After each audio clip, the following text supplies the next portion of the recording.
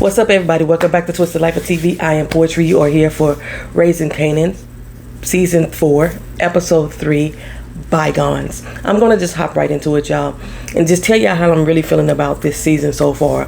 I am not that into. I am not that excited about this season so far. The first 3 episodes have seemed like filler episodes to me, each and every one. Like I said, they're giving us some good information that we could use to carry on through later episodes, but there's nothing really happening for me in the terms of what this crime family should be going through. There's no excitement for me. It's been a lot of sadness, a lot of past events happening, a lot of chitter chatter and talk, a lot of forgotten people and moments, a lot of rebonding and rekindling. It's like a fucking soap opera right now. Dynasty, Dallas. Let's see, what's something more common? Bel Air. That's what it's giving me right now. So we start off with Unique. He's stepping into the restaurant where the Asians are at. I learned later on this episode that their name is Richard and Sonny. I never knew these people's names. But anyway, they're at the restaurant. Unique steps in. They're in the back of the lot throwing out the trash. And they're talking about the fact that they are pissed off that Marvin made them get rid of their nephew because he was family. But Richard said he was stealing from us. What else could we do? You know what I'm saying? And Unique decides that he gonna steal for them. He takes them by gunpoint, brings them inside, and he steals a large amount of the smack that they have from out of the barrels. And he taps on the table and takes the money. Now, why in the world would Unique know about those barrels?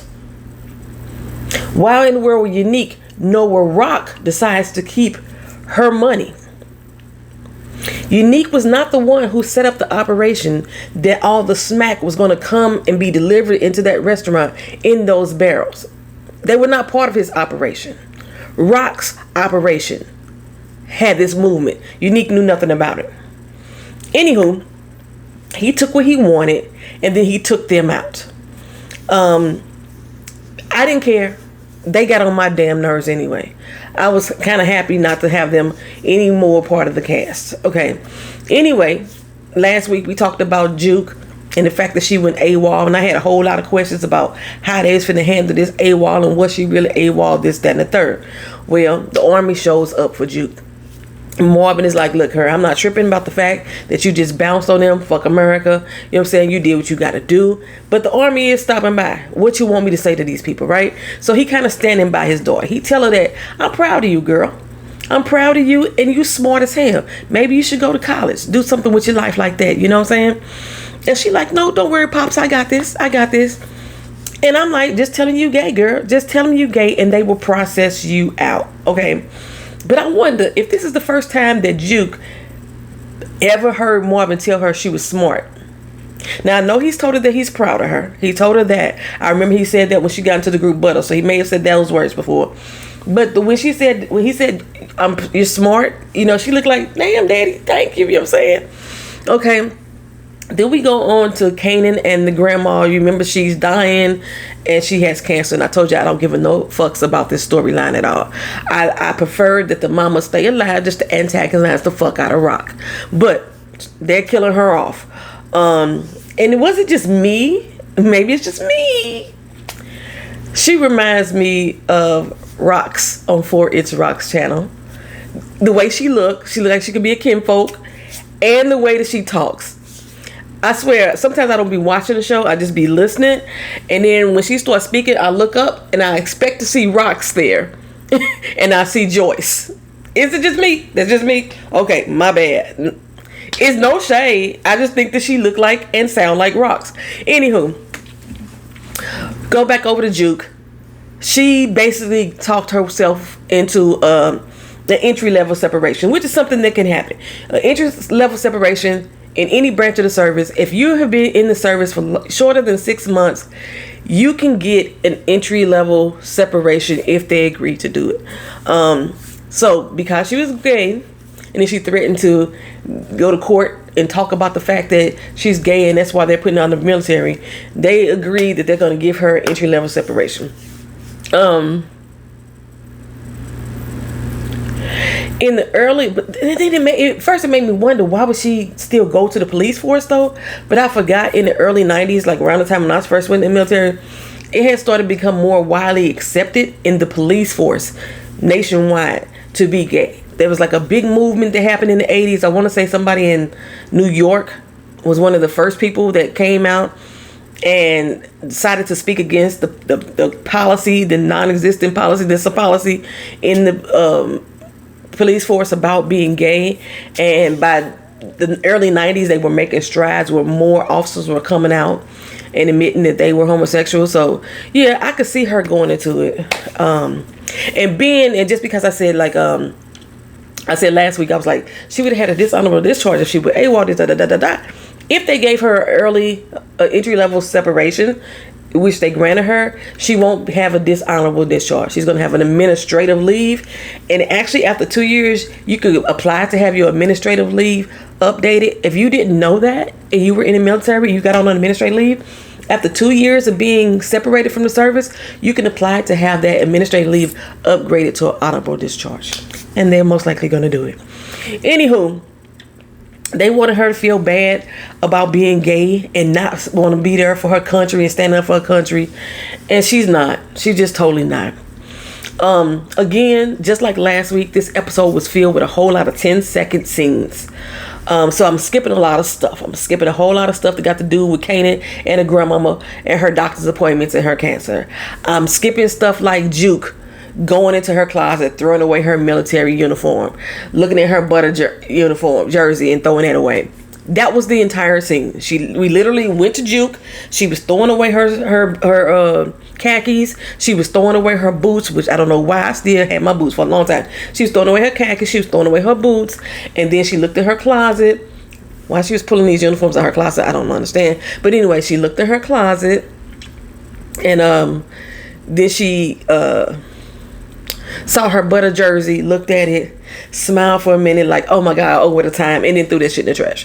That was the whole fucking scene. 10 seconds. For real. No dialogue. Just 10 seconds. I guess it's to signify to us that she's done.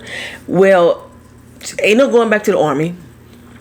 Butter is no longer even a group. So did we really need that 10-second clip? I don't think so. I think it's kind of understood she ain't going back there. So Marvin, he decides to roll by the restaurant, and I'm trying to figure out why he hadn't been back there anyway. And the police are all over the place. Who called them? Who called the police? Unique had a silencer on that gun. So what would make the police be called to come to that restaurant and them to find the two people dead? Anywho, Marvin tell Rock, I think I know who it is. It might be the nephew. I caught him stealing. I kicked him up out of there. So let me go handle it, right? I could have sworn that when Rock set that shit up there, she had them put cameras at that restaurant. I remember her doing that. But there's no cameras to be seen. Anyway, we go over to Kanan's building, and Unique, Fame's building, Kanan took over. Unique comes out of the building. Okay, he comes out and goes shoulder checks Crystal as she's going in, and she like, damn, you could have said excuse me. He turned around and start to walk back towards her, and she looks scared and terrified that this man's finna come back and approach her, and she runs in the building. I'm like, ain't nobody on the street recognize Kanan? He was a big dog. Don't nobody recognize him?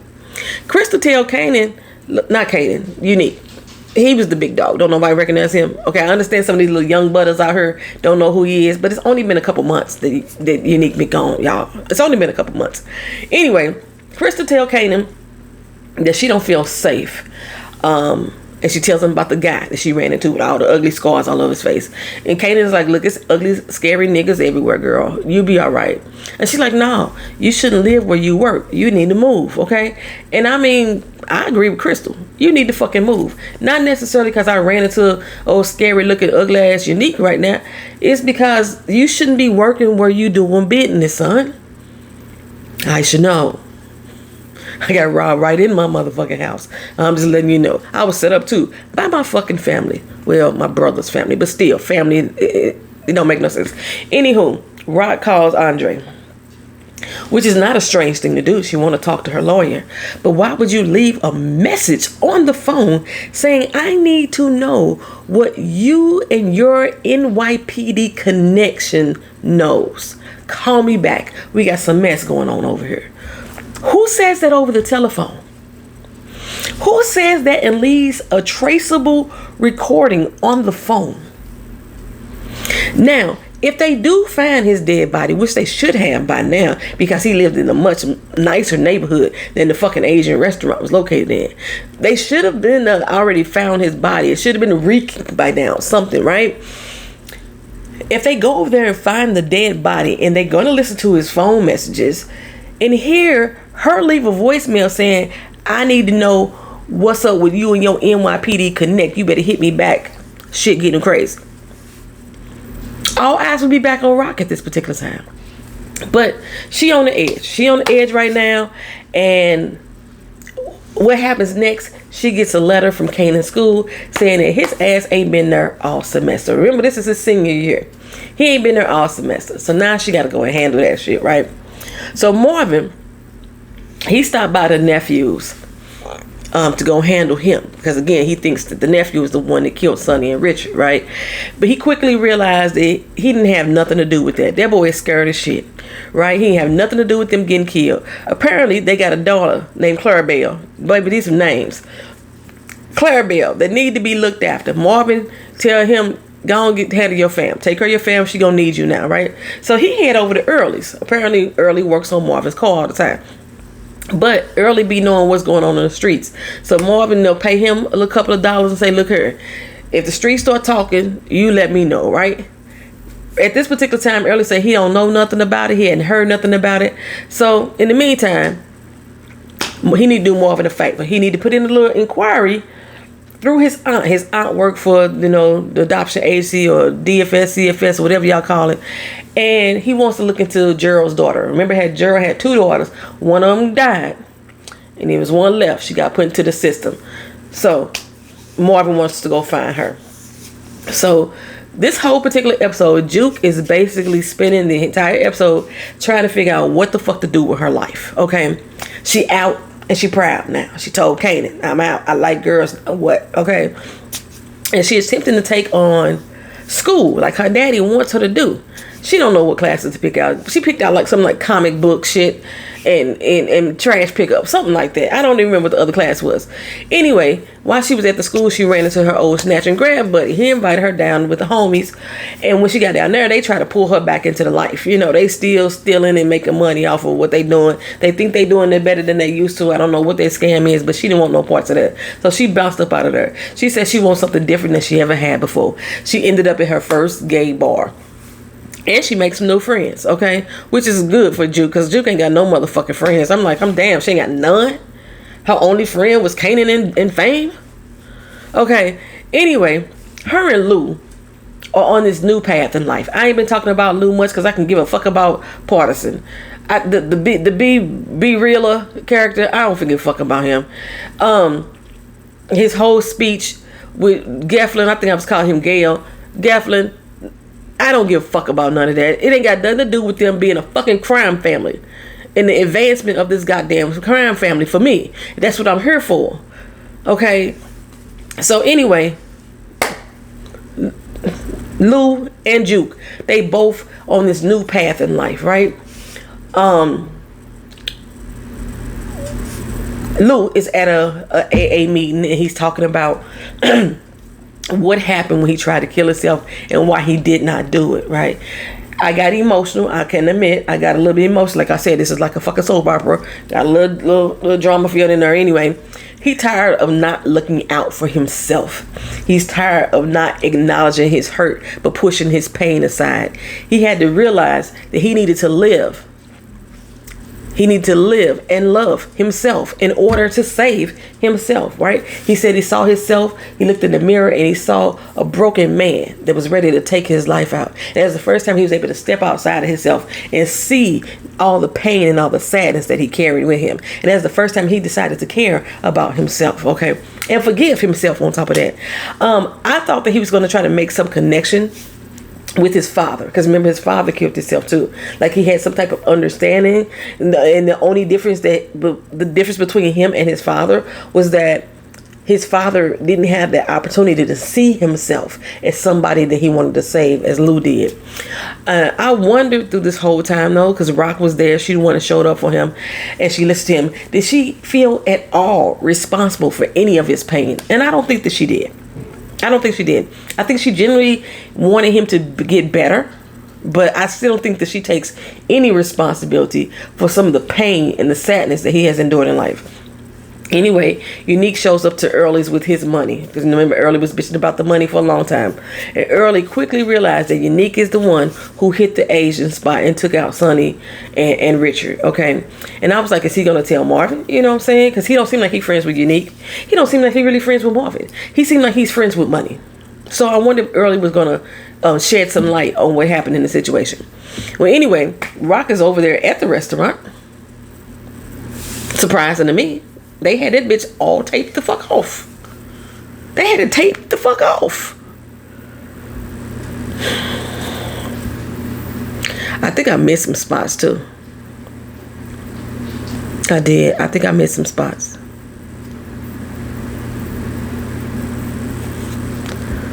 Or did I? Let me go back for a second. Boop, doop, doop, doo, doo. I got my notes here, but I'm just, shit, I don't know. I think I missed some spots. I don't know how I missed some spot. Because Rock is there at the restaurant that had already been taped the fuck off, right? Earlier she had met up with Irwin, which was Kim folks to Richard and Sonny. And Irwin was like, I'm out of this business. I ain't want nothing else to do with it. But Rock was like, look, her, you married to this business. You married to me. We in this for life, nigga. The only way out is through death. Just like your cousins did. But, okay. So, but she knew she had to deal with Quan, too, because that was Quan's family also. He shows up at the restaurant while Rock is in there. And he tell Rock, look here. We got a problem. And you need to fix it. And if you don't, I will. Okay? And just let you know, you replaceable, baby. You replaceable. Now, remember, Rock had already talked to Stefano last week talking about replacing Quan. And so she's sick of his shit at this particular time. He tell her though, go on handle your motherfucking business. If you don't handle it, I'm gonna handle it for you. You expendable, right? So Rock decides that she's gonna go over to Joaquin. Remember, Joaquin was Juliana's cousin, right? And Joaquin tell her, look, I told you before, I'm not putting smack in Queens. I gave you my reasons, so don't even come asking me about that shit again. So they like, okay, fine. I know you got some other connections. I'm quite sure you do, right? Somebody who ain't got the same business savvy or the business morality that you have. So let me know what's going on, right? So he tells them to go to Trayvon, Basis Skanks from Greenleaf, right? But the conversation confused me. He tells her that Basie got his own Asian connect, right? But at the same time, Basie comes to him for ribs.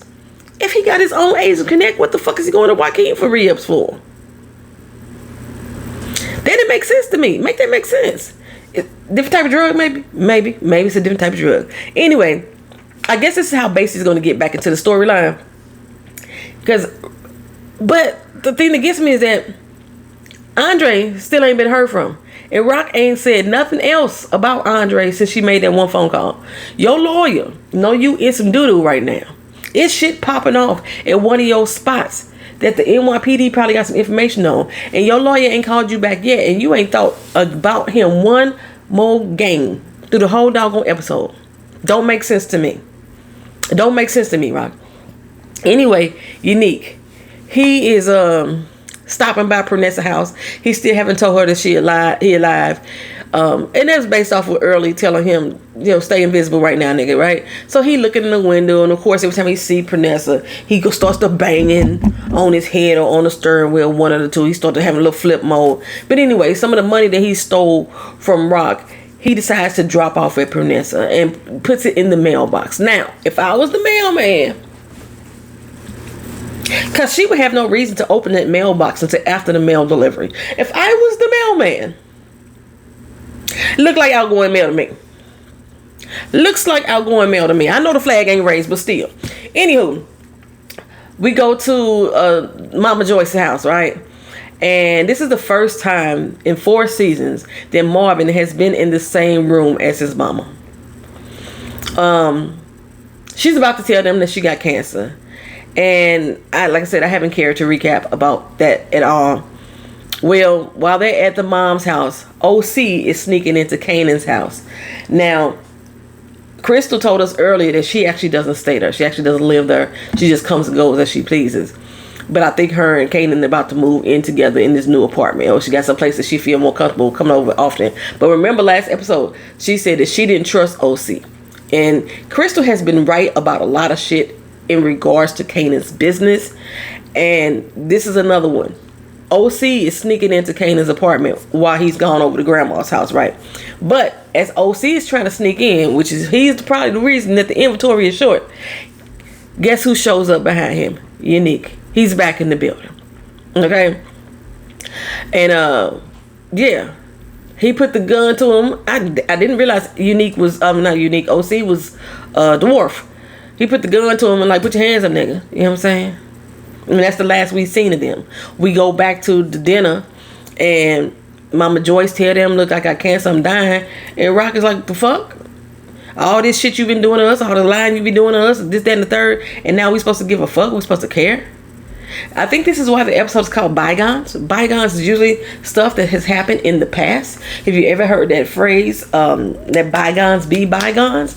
That's usually saying that I'm going to forget and forgive about, not necessarily forget about all the shit you did to me in the past.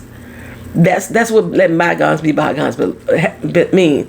But in this particular case, the only person that's dealing with past issues, I would think in this particular case, would be Unique, and they all in his fucking head. He thinks Rock's out to get him, but she's really not. But it's fair for us, everybody else, I guess, since Marvin went to go see, little baby Amber, Gerald's daughter, that's a bygone. Marvin didn't do anything to that little girl, so that wouldn't be a bygone for her. That's just something that happened in the past. But it's usually something that's happened in the past that somebody did to you, a hurt that somebody has done to you. That's a bygone. Lou dealing with his own issues, but like I said, I give a fuck about B-Rilla, and so I'm not even finna recap that portion. Juke, she ain't really dealing with shit from the past for real either. She trying to figure out how to move forward, so hers wouldn't fit into the bygone situation. Rock, we ain't really dealing with shit from the past either. I mean, everything happened to you in the future. I mean, I guess it's based off of past shit, but like I said, it's all in Unique fucking head. Yeah, that's pretty much Kanan. No, he ain't really dealing with too much shit from the past either. He's still dealing with everything that's present day.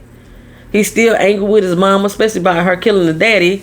Everything is really about what's going on right now. Okay?